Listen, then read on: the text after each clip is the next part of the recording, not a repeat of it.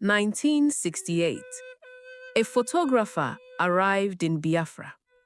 He was there to document the war. What he found, he wasn't prepared for.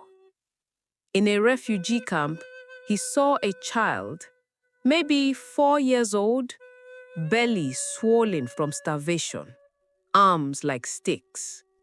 He raised his camera. His hands were shaking.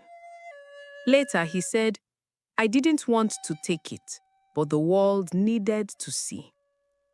That photograph appeared on the cover of newspapers across Europe and America. For the first time, the world couldn't look away.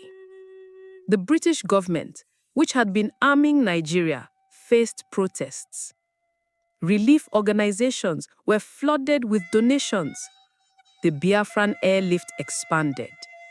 Thousands of children were saved because one photographer decided the world needed to see the truth. But here's what haunts that image. That child, his name was never recorded. Whether he survived, unknown. He became a symbol that saved thousands, but he remained nameless. This is the cost of bearing witness and the power of a single photograph.